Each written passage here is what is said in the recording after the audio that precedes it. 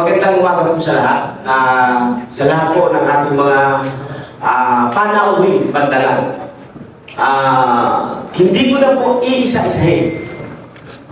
Dahil baka may makalimutan, baka may magtampo.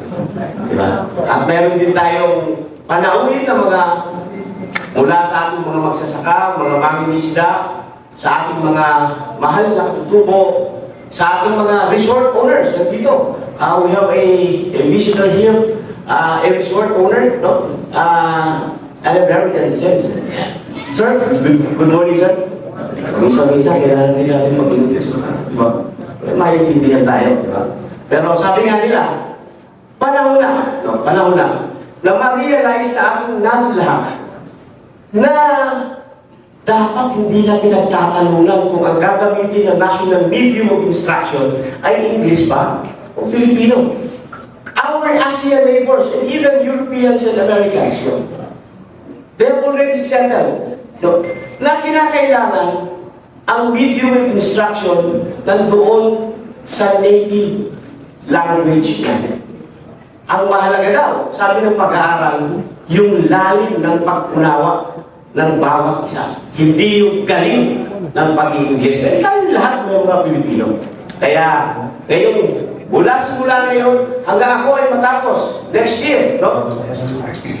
Ang lahat ng talumpati ko, lahat ng aking gagawin sa entablado ay sasabihin natin sa ating pambansang wika. Yeah. Dahil sabi ni Jose Rizal, di ba?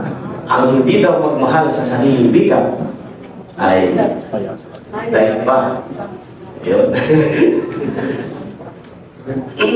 Sa mga kasama ko po sa APECO, Ma'am Tim, hindi ko na pala pwede isa-isa. Sa Exiko, maraming salamat. Sila ang dahilan kung bakit ang APECO ay kahit pa paano, mayroon ng kunting pagbabago. Kunti ba lang? Sa mga kinatawa ng ating mga lokal na pamahalaan, sa ating mga magsasaka at mangingisda, at sa ating mga katutubong kapatid, sa lahat ng kasangga nating ahensya at pribado ng sektor. Maraming salamat po sa pagdalaw sa araw na ito. Bagamat ilang beses itong naantala, alam ko pong ang inyong pagdalaw ay nagpapakita ng inyong pagnanais na malaman kung ano na nga ba ang nangyari sa APECO itong nagdaang 2 taon ng ating panunungkulan. 2 taon na pala ako dito. Pinuhin mo yun.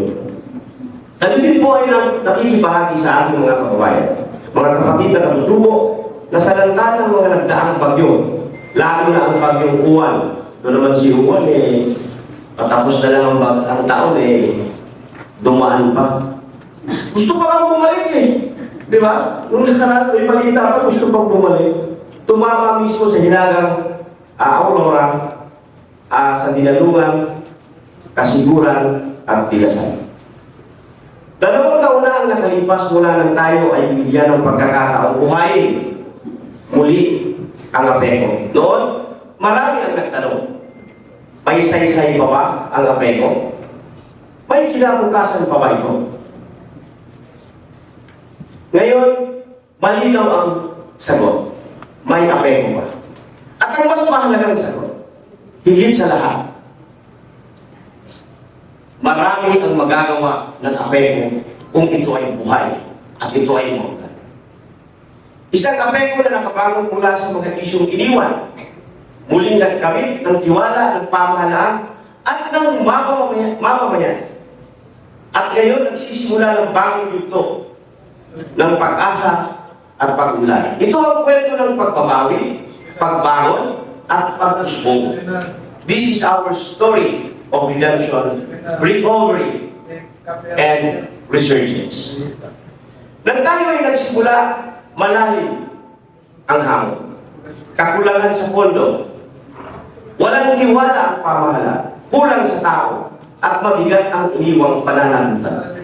Ngunit sa sama-samang sakripisyo, muli natin itinayo ang APECO. Ang haligi ng ating pamumuno, transformative leadership, transformational governance. Sa loob ng 2 taon, nagkaroon tayo ng positibong ulat mula sa Commission on Audit. Isang patunay na maayos at tapat ang paggamit ng pondo ng bayan. At sa 2 taon na ako ay nanungkulan, ang inyong pinuno ay makakatingin pa rin ng diretso sa mata ng bawat isa. Ni 5, wala akong kinuha sa kaban ng bayan.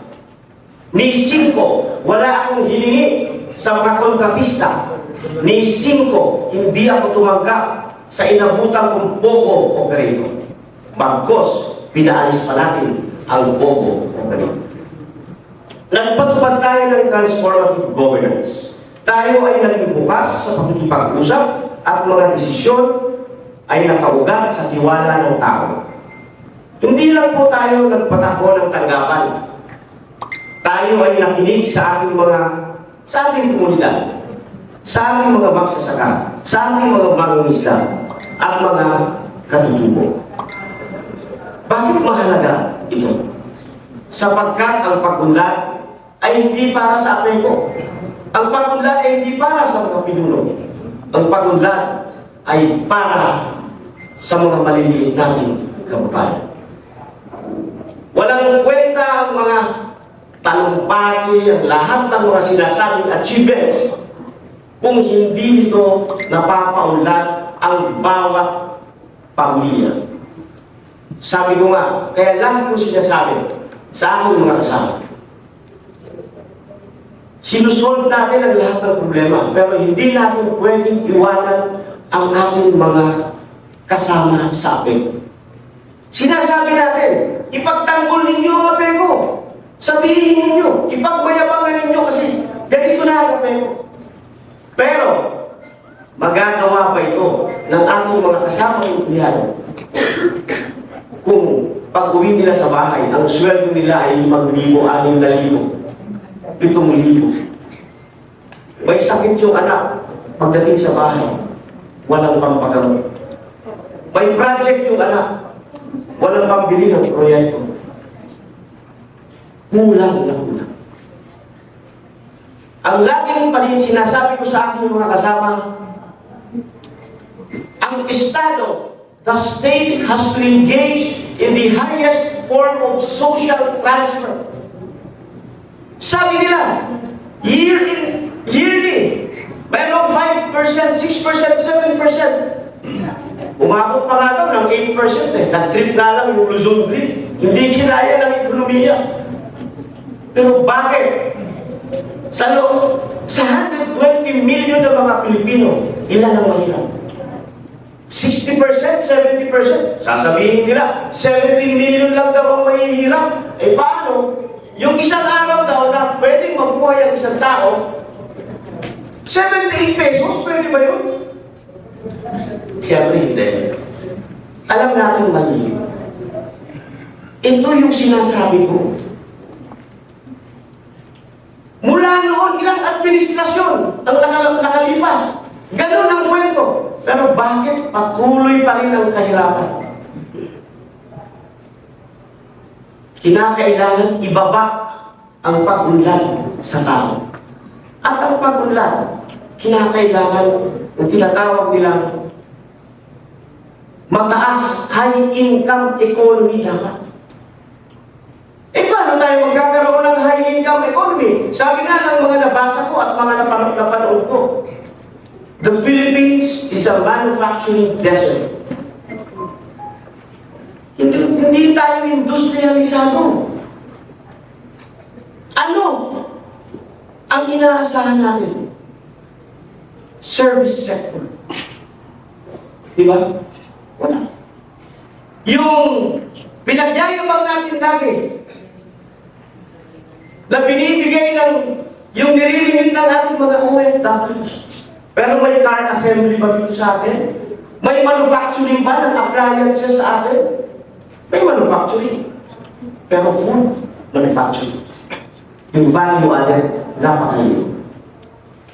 Kaya na po ang makakapagpatunay. Mayroon po tayong regular na bawat 3 buwan na mga pagpupulong kasama ang ating mga IPG states. Sa mga konsultasyon ito, ipinakita natin ang pag-unlad ay hindi ginagawa para sa tao, kundi hindi lang para sa tao, kundi kasama ang ating mga mamamayan.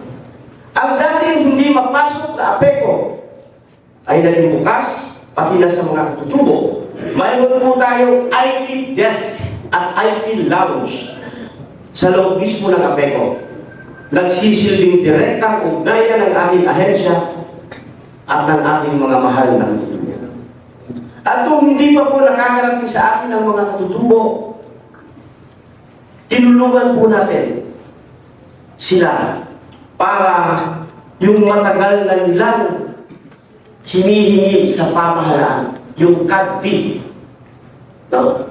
Nagsumite tayo ng position paper. Sinusuportahan natin ito para lahat ng mga agam-agam na ang APECO daw ay kukunin ang mga lupa nila ay once and for all mawala na ito dahil kaya sinuportahan natin ito. September 2024, nagsumite tayo ng position paper. December 2024, nag-issue ang NCIP Albac ng desisyon granting IP's application for CADP. At alam niyo po ba kung kailan pa ito nakabimbing sa aking NCIP? Since 2007. Kaya taus-pusong pasasalamat po sa NCIP, lalo na kay Regional Director Attorney Roman Antonio, kay Engineer Basilio na nandito rin po sa atin sa suportang ibinigay nila at patuloy nila ibinibigay sa APECO. Hindi lamang sa mga katutubong muling nabuksan ang pinto ng APECO, kundi pati na rin sa national government at sa higit sa lahat para sa ating mga lokal na pamahalaan. Mula sa Provincial Government of Aurora hanggang sa LGU ng Dinalungan, Kasiguran at Dilasag. Alam ng ating mga LGUs ang aktibong pakikipag-ugnayan ng APECO sa inyong mga opisina upang makasama po kayo sa ating pagpaplano sa pagpapaunlad ng tinatawag na Decade Corridor. Hindi po magtatagumpay ang APECO. Magtatagumpay lamang ito kung kasama ang komunidad, kasama ang LGUs, kasama ang pamahalaan. At patunay nga po na narito na ang bagong APECO. Pagbabalik natin sa APECO, sa investment map. APECO is back in the investment map. Ibig pong sabihin ay nagiging interesado na ang mga mamumuhunan, lokal man o mga dayuhan na magtayo ng kanilang negosyo sa loob ng ating economic zone. Dito lamang Setyembre ay nagkaroon tayo ng investment mission sa Espanya. Hindi sa Sampaloc sa Libo. Sa Spain talaga, totoo. Hindi sa binabaha, hindi. Kung saan nakipagpulong tayo sa 11 kumpanya na maaaring mamumunan dito. May resulta po ang ginagawa natin investment mission. Dahil 2 Spanish companies, ang FIRA Barcelona at IDOM, ay magkakaroon po ng Memorandum of Understanding para sa partnership upang pag-aralan ang pagtatayo ng food and cold chain logistics hub, gayon na rin ang port development at pagdidisenyo nito ng isang world-class convention and exhibition center na bahagi ng tourism at MICE, meetings, incentives, conferences, exhibition strategy ng APECO. Bukod dyan ay nakipag-partner sa atin ang Kanin Indonesia o ang Indonesian Chamber of Commerce and Industry para sa kauna-unahang APECO Business Forum kung saan hinikayat natin sila na mamuhunan sa APECO. Sa katunayan po, dumoble ang bilang ng mga investor increase, senyales na bumabalik na ang tiwala ng merkado sa APECO. Hindi mabubuo ang pag-unlad kung walang maayos na daan at pasilidad. Hayaan po ninyo akong iulat ang mga infrastruktura na natapos na ginagawa ng APECO kung saan patunay po na hindi po sinasayang ang pondo ng gobyerno. Sa siyam na proyektong naabandona na may kabuuang halagang halos 800 milyon. Imagine that. 800 million pesos ang inabutan natin abandonadong proyekto. 4 na proyekto ang ganap ng natapos. Kabilang dito, ang STP-1, ang Central Water Phase 1, ang fire station at ang supply at delivery ng ating fire protection equipment at fire truck. Samantala, ang underground electric power distribution line 1 and 2, in-inaugurate na rin natin kanina. Ang corporate office building ay kasalukuyang 80%. Pero sa totoo lang po, ito ang nakalagay sa record. Pero tingnan nyo naman yung corporate office building. Yung kinabutan natin yan, isa yan sa abandonadong proyekto. Pero i-repeat natin yan, hindi ka agad na-repeat dahil kulang nga ang pera. At ihahalo natin siya sa ibang mga proyekto kasama ang 2 buildings, yung sinasabi natin kanina, na ready for occupancy and ready for fit-out buildings at convention center. Samantala, ang STP ko naman po ay i-repeat din natin. So, 2 na lang ang i-repeat natin sa loob, sa kabuuang bilang na siyam. Bukod dito ay nakumpleto na po natin ang ating motor pool na pinagdiskitahan ni Uwan. Materials Recovery Facility, control points. Sabi nila yung control points daw natin, iconic, napakaganda daw. Super Health Center. At ang pagsasaayos at pagpapaganda ng ating Apeco Villas at Residences na bukas na po bilang matutuluyan ng mga turista at mga nais magtungo sa Kasibugan. Noong Agosto lamang ay nagsama-sama rin po tayo para sa inaugurasyon ng nasa 416 million pesos na infrastructure projects.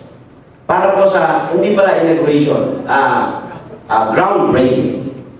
Higit po sa lahat, ang bagong Apeco ay mayroon ng Master Development Plan kung saan may sasaayos nito ang mga paglalagay ng mga industriya kung saan sila mas nababagay magtayo ng kanilang mga pasilidad. May plano po sa land use at mayroong matinong urban planning.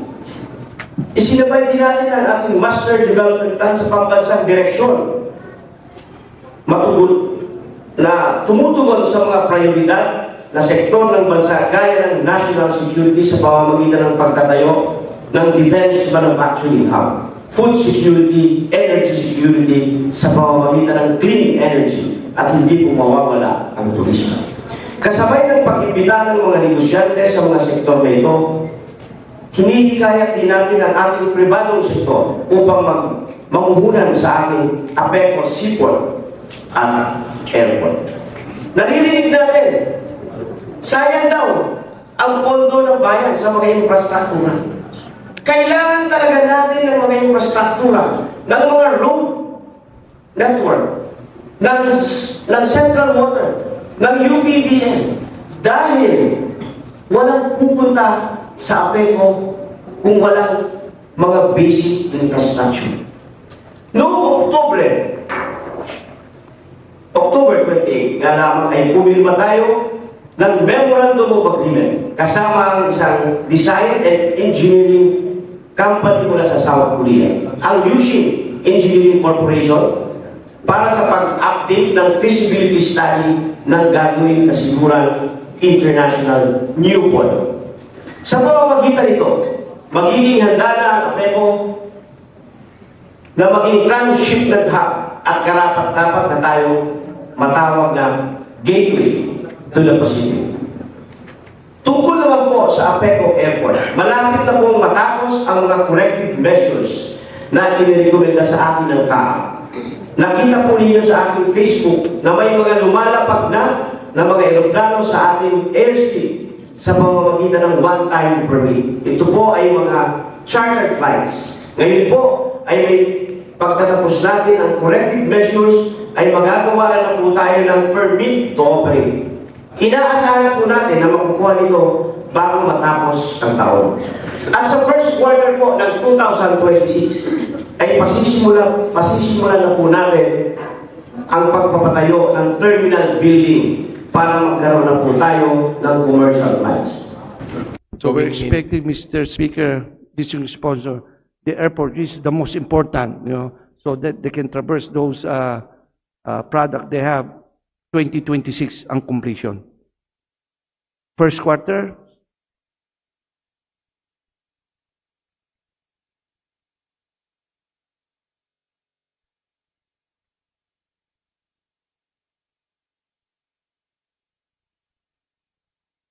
Well, Mr. Speaker, during the first quarter, it will start, the construction will start for the terminal building.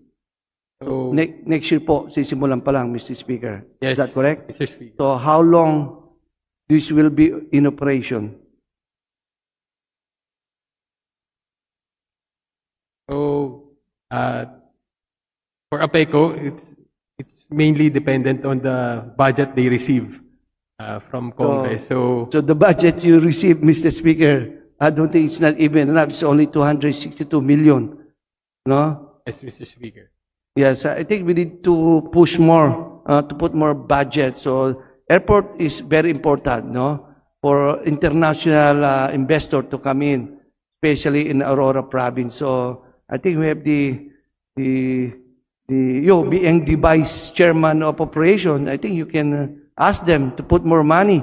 No, instead of 2 years, 3 years. So it has to be done right away. So DTI can perform their job, and especially it will generate jobs in that area as soon as that one. So I support your budget when it comes to, especially to the airport, no? Sabi lang nila, narinig po ninyo, it has to be done right away. Kami po dito sa APECO, ganyan po ang kaisipan namin lagi. Kailangan mabilis. Hindi po pwede yung pabanjing-banjing, hindi po pwede yung isang trabaho, ginagawa ng ilang buwan o ilang...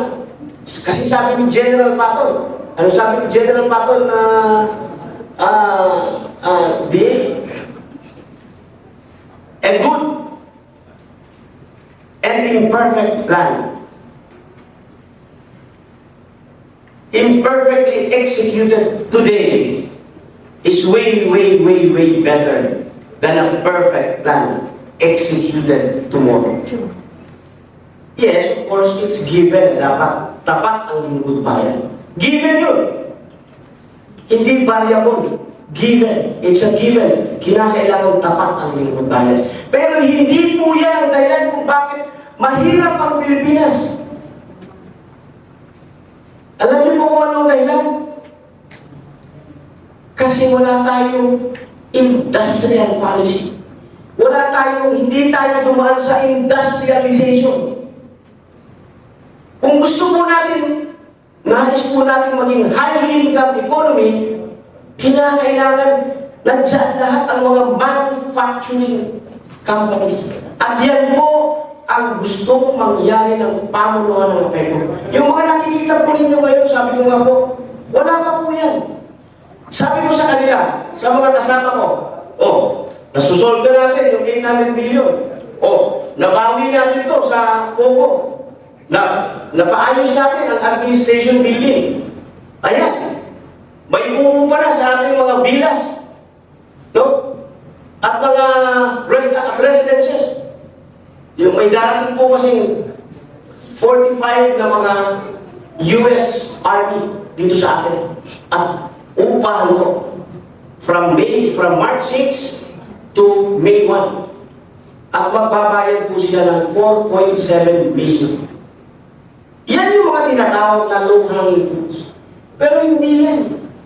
Sabi ko nga kina D8, ito kina Jim, kina Mamti, hindi na sexy na after 2 years, ang pinag-uusapan pa rin natin, wala na kami POGO, galing. Hindi.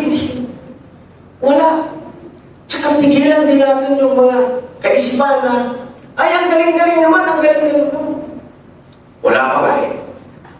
Wala pa po. Pagsama-sama tayo. Kailangan po natin ang suporta ninyo. Punahin po ninyo ang mga lingkod bayan. Ang bawat lingkod bayan, kinakailangan sasagot sa bawat tanong ng mamamayan. Kinakailangan dumami at magkaroon at dumami ang mga manufacturing companies dito. Oh, bakit mo sinasabi ko na hindi korupsyon ang dahilan? Tingnan niyo po yung South Korea. Di ba nung 90s and 2000s, parang every 2 years yata, every 3 years, may nakukulong na prime minister at presidente. Sa China, tingnan mo ang corruption. Tingnan niyo sa Amerika dati. Hanggang ngayon nga eh. Yung tinatawag nilang Gilded America. We have an America here during the time of Rockefeller and Carnegie. Grabe. Pero bakit sila umasenso? Industrialization. Kinakailangan dumami ang mga factory. Wala tayong ditong car assembly, car manufacturing.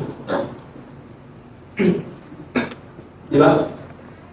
Kung meron tayong electronics dito, dyan, no? May electronics or semicon, wala. Yung basic assembly line. Tapos, dadali na sa akin. Yung nickel natin, pangalawa tayo. Sa producer ng nickel, after Indonesia. Wala, ini-export lang natin. Although, naglabas na ng executive order ang ating Pangulo na bawal nang ilabas ang nickel ng raw. Diba?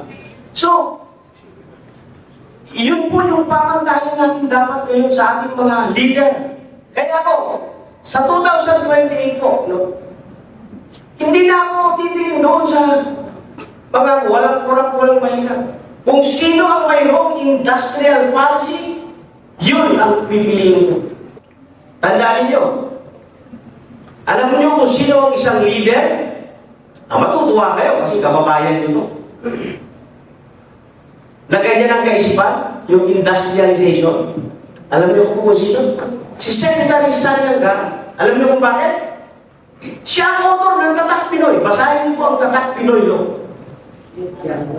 Yes. Ang ano po yan? Ang nilalayo niyan, maging industrialisado ang Pilipinas. Sa bagong APECO, sinisimulan natin ang bagong yugto ng ating paglalakbay.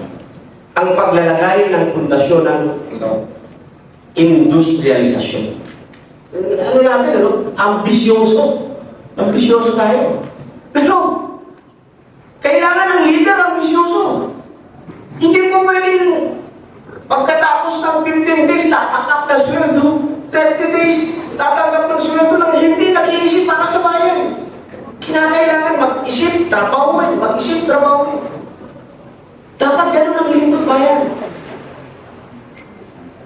Hindi ito basta pabrika lamang. Ito ay integrated value chain system na nakabatay sa kabuhayan ng ating mga magsasaka at mangingisda. Ang tunay na industrialisasyon ay hindi lang tungkol sa pagpasok ng mga pabrika. Ito ay tungkol sa paglikha ng ugnayan sa pagitan ng nag-produce at ng merkado. Dito sa bagong APECO, hindi maiiwan ang mga magsasaka at mga mangingisda. Bagkus, sila ang magiging unang benepisyaryo ng ating mga agro-industrial facilities. Mula sa post-harvest, food processing at packaging centers hanggang sa makarating ang kanilang produkto sa merkado. Wala nang babarating sa palengke. Alam niyo, isa yan sa problema natin. Diba? Yung ating mga mahal na katutubo. Diba? Kukuha ng ratan. Tapos, pero, I have nothing against middlemen, no? I have nothing against middlemen. But we have to, dapat may check natin. Kasi yung mga maraming tao, kagaya ng mga katutubo natin, na sila yung naghihirap doon, sila ang nagbabantay doon, sila ang nag-grow doon. Tapos, i-harvest nila, ibibenta. Tapos, babarating. Diba? Ang konti lang kinikita ng ating maliliit na mga kababayan. Dito dapat pumapasok ang pamahalaan. Lahat dapat pinoprotektahan. Kaya nga po, sinasabi ko sa ating mga chieftains, no? Gusto ko, mayroon, nagtalaga ako ng abogado sa akin ko, nakasama sa negosasyon. Kapag kayo ay magbebenta, ganun ang gagawin natin. At ganun ang ginagawa natin. Gayon din, sa ating mga fisher folks, isinusulong natin ang cold chain and marine processing facilities upang maibenta ng sariwa at may dagdag na halaga ang mga huli mula sa likani. Hindi na kailangan bumiyahe pa ng malayo dahil dito mismo sa APECO magkakaroon ng chain of production, processing and trade. Ang mga processing facilities na po ang maghahatid ng inyong mga ani at huli sa lokal o mapa-international na market. Meron po kami pinaplano na aming nakita ito sa Espanya. Yung nakita namin sa Espanya, gagawin natin dito. Next year, magpapagawa tayo ng malaking warehouse. Gagawin natin bagsakan ito. Lahat ng agricultural products. Meron tayong investor na sa cold chain, sa cold storage, sa ice plant. So, hindi na yung mag-harvest at may mga nabubulok. Tapos yung mga nasa public markets natin, kukuha sila, tapos nabubulok din yung iba. Dahil hindi nabibili lahat. After 2 days, 3 days. So, ang gagawin natin, isi-centralize natin dito. Nandito ang ating mga cold chain facilities. Nandito yung logistics. Nandito yung processing. At kakausapin natin at kailangan namin ng kooperasyon ng lahat.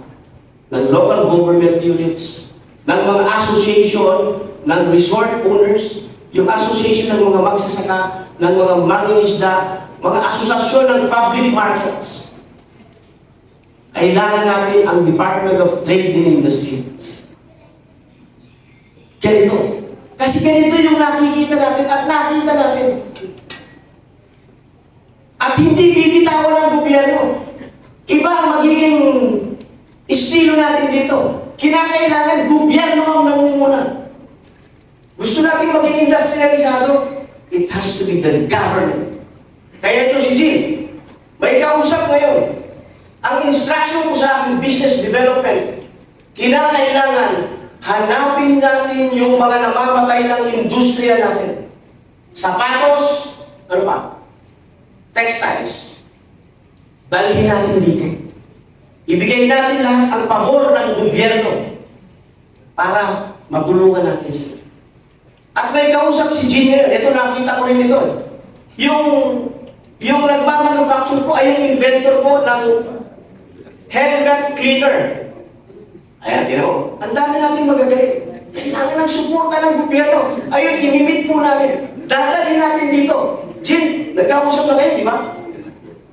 Dadalhin natin dito. Susuportahin natin. Iyon ang kailangan natin gawin. Mga inventors, manufacturing, para pumasenso tayo. Pero ngayon, kahapon, kausap ko yung aking engineer. Kasi dapat, kailangan daw ng around 10 to 20 na additional job order. Kasi kailangan may mga tinatapos. Abay mo lang nahanap. Kasi, punong-puno daw. May mga trabaho daw ang mga mamamayang dekali. Dahil yung UPBL 3 and 4, 200 daw ang nakuhang mga empleyado. At yung mga proyekto natin dito, halos 1,000 ang mga empleyado, ang mga laborers na empleyo dito. So, kailangan natin ng kaya yung infrastructure boom daw ng APECO ngayon, kahit pa paano, nakakatulong. Isa po sa mga ambisyon pa natin para sa APECO at mamamayang dekade, mamamayang Aurora para sa bayan ay maging first national defense hub tayo.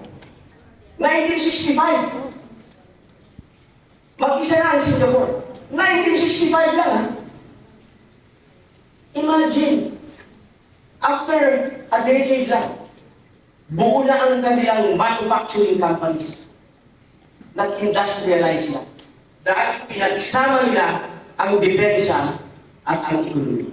Dahil, kapag nagkaroon talaga ng defense, ang development ng ating depensa, necessarily, mayroong industrialization. Siyempre, gagawa ng missile.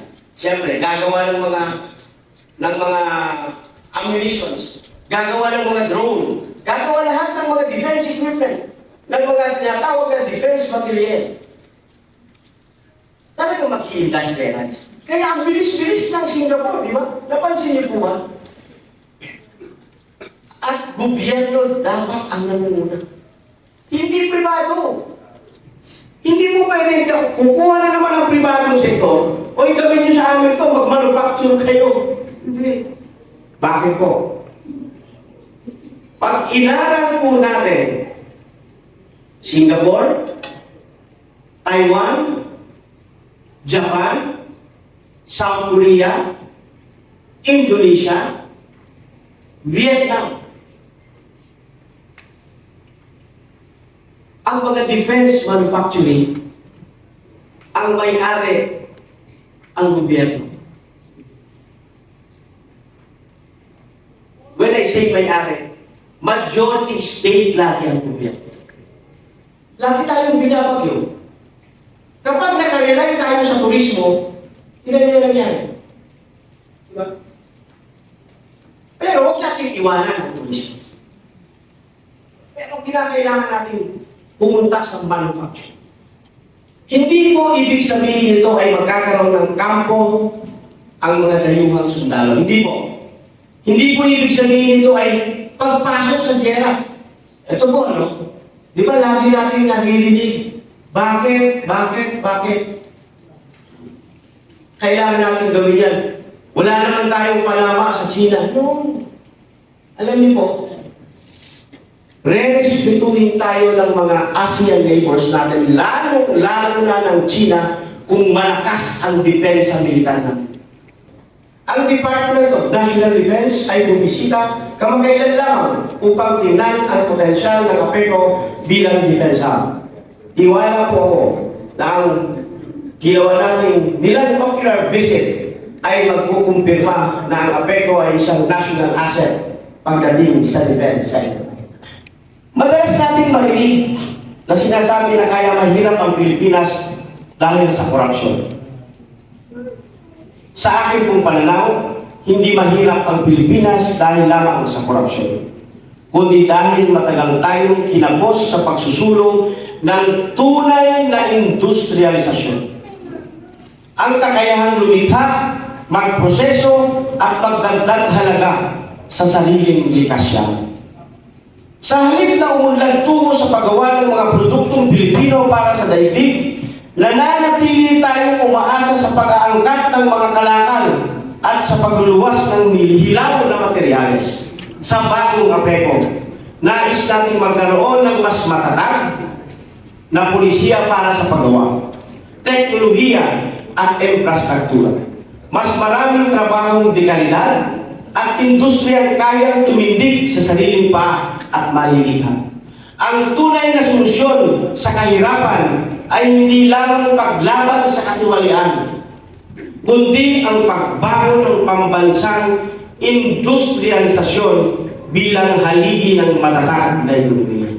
At kahit hindi tayo Pangulo ng Pilipinas, Pangulo lamang ng APECO, isusulong natin ang industrialisasyon sa APECO. At pagid ko na marami na naman, hindi pa na marami, meron na naman kukontra. Pero mahalaga ang pagkontra para mas lalong gumaling ang mga lingkod bayan, kagaya na. Pero sana, kung nakikinig man siya ngayon, pagbigyan nila ang marami ko ng beses na hinihinging pagpupulong sa kanya. Dahil naniniwala akong magaling siya. at marami siyang matutulong sa bayan. Ngayon, hayaan po ninyong ibigan at pasalamatan ko ang pinakamahalagang puhunan ng APECO, ang mga empleyado.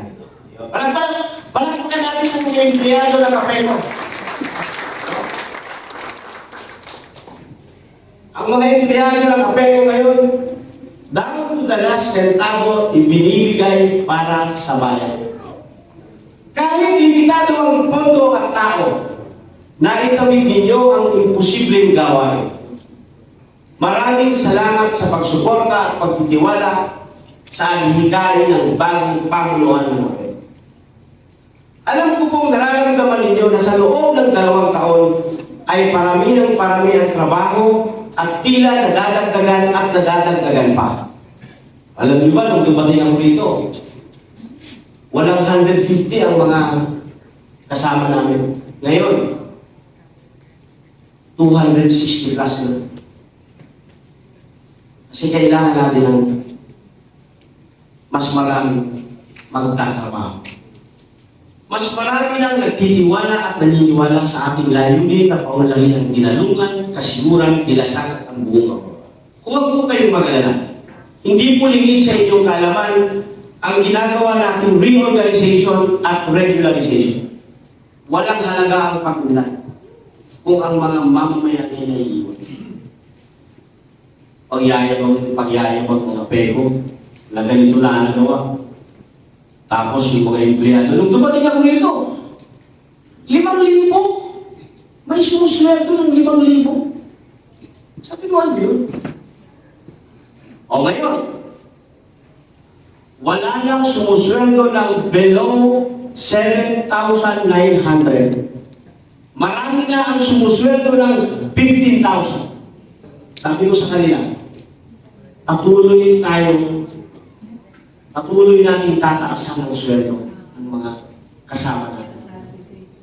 Mukhang meron ng solusyon kung paano magkakaroon ng dagdag yung mga kasama natin, mga contract of service.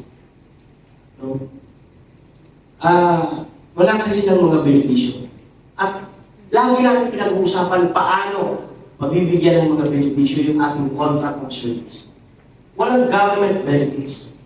At inaaral natin ngayon, i-convert natin sila from contract of service to cash fund.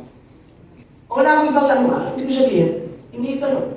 Anong magiging klaseng leader ako? Hindi ako na talking about yung mga past. Kung hindi man nila naisip yun, wala akong papel yan, walang problema yan. Na ako na ang nandito. Anong klaseng bababa ang leader sa October 2026? Tapos, wala akong nagawa para sa aking mga kasama. Tapos, makikipagkwentuhan ako sa kung kani-kanino. Proud ako sa mga, ito nagawa ko. Tapos, yung mga kasama, ganito lang ang sweldo. Ano yun? Wala. Hindi po pwede yun. Kaya, meron pala sa CSC. Alam yata lahat ng lahat. May rules, may batas. Na kapag more than 10 years ka, pwede kang maging regular. Hindi nyo alam yun, At ang ating testa may EDIA. Expanded, tertiary, education, equivalency. 5 years lang. Basta naman ay skill. Yan ang ginagawa ngayon natin. Kaya kailangan alagaan natin, sabay-sabay yan. Aalagaan natin ang ating mga empleyado. Para pag sinabi ng Pangulo na sumama kayo sa paglakbay, patungo sa gusto natin marating, sasama lahat. Kasi, sa palagay nyo, pag hindi natin inalagaan sila, sasama sila. Baka, pag nauna ako, pakuhin pa ako. Diba? Ito si tao, ano-anong mga highfalutin na pinagsasabi na industrialisasyon. Tapos, lalong ginagawa para sa kinakailangan sabay natin ang kapakanan ng ating mga empleyado. Ang inisyatibang ito ay upang masiguro ang makatarungang pasahod, tamang workload, at karagdagang kasama sa trabaho. Habang lumalawak ang tiwala ng pamahalaan at ng mga namumuhunan sa APECO, natural na lumalaki rin ang ating mga tungkulin. Kaya naman, kailangan natin palakasin ang ating organisasyon sa pamamagitan ng pagdaragdag ng mga bagong tao, pag-aangat ng mga karapat-dapat, at pagbibigay ng mga nararapat na kompensasyon sa lahat ng nagsusumikap. Dahil ang tunay na tagumpay ng APECO ay nakasalalay sa mga taong sapat, masipag, at may malasakit sa serbisyo. O hindi ko nakalimutan ko na sana eh. Dapat na-announce ito, October yung pagtaas ng mga sweldo eh. Tinaas na naman natin ang sweldo ng mga kasama natin dito sa APECO. Ilang reforma rin ang sinusulong natin. Una, ang pagkatatag ng isang kooperatiba. Tapos na ito. Meron na tayong kooperatiba. At ito, yung Provident Fund para sa mga regular na mga empleyado. Kailangan lahat ibibigay natin ng mga empleyado. Ang mga ito ay upang magkaroon pa po kayo ng dagdag na benepisyo pinansyal. Ang kooperatiba ay samahan ng mga empleyado na nagtataguyod ng kabuhayan. Dito, nag-aambag ang mga miyembro ng kooperatiba ng puhunan para makapagsimula ng mga negosyo makakatulong sa kanila, tulad ng kantin, catering, transport service o maliit na tindahan. Ang kita ng kooperatiba ay binabalik sa mga miyembro bilang dividendo.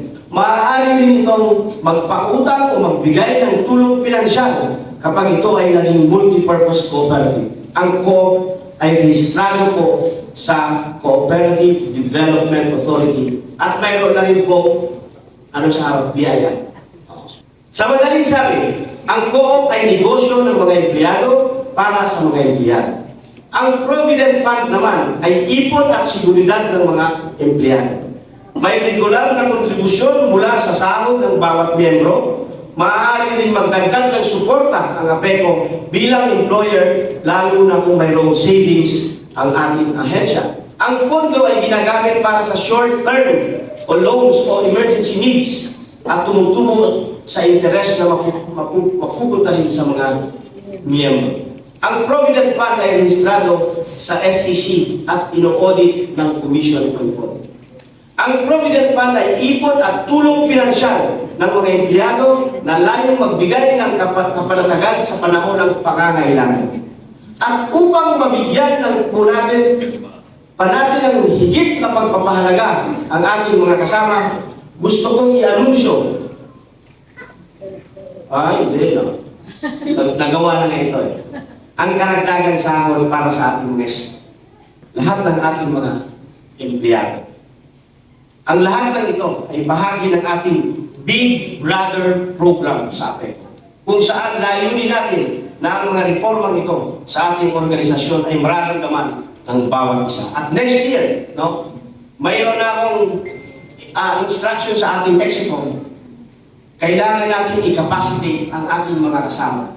Gusto ko maglalaan ang APECO ng pondo para sa training ng ating mga kasama sa APECO. Kailangan pagalingin natin sila. Para pag umalis ako dito, maaalala nila, minsan sa talambuhay nila, na may isang namuno dito sa APECO na bukod sa mga matatayog na mga pangarap, hindi iniwan ang mga empleyado. At laging nasa isipan ang mga ito. At sa 2028 election na naman, sa lahat ng ating tagumpay, hindi natin malilimutan ang pinakapundasyon ng ating layunin. Alam nyo, mapapansin ninyo, puro tao. Puro tao. Ang tao. Ang industrialisasyon na ating tinutungo ay hindi dapat magdulot ng takot o pagkakahati-hati, kundi pagkakaisa at pagkakataon.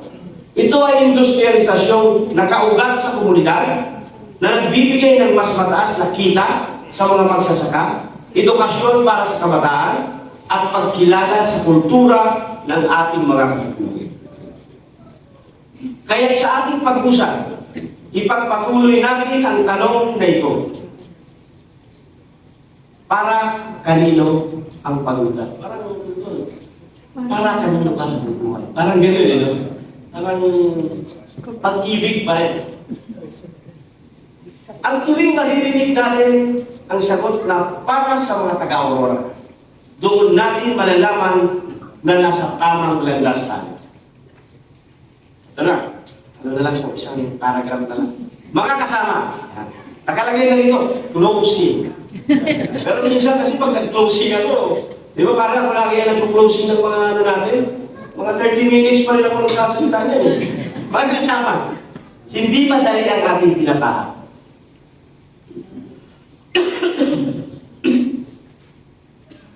Ngunit malinaw ang ating direksyon. Malinaw ang aming mensahe. Kailangan natin ng tulong ng bawat isa. Ang bagong apekto ay hindi proyekto ng ilang tao. Ito ay kilusan ng sambayanang Aurora at sambayanang Pilipino. Kaya hinihiling ko sa inyong lahat, ituloy natin ang ating sinimulan at mga simulan. Huwag tayong bibitiw sa ating pangarap. Sama-sama nating patunayan na sa dulo ng mahabang daan, naroon ang isang masigla, makatao, at maunlad na apekto. Maraming salamat po. Mabuhay ang Pilipinas! Mabuhay ang Aurora! Mabuhay ang bagong apekto!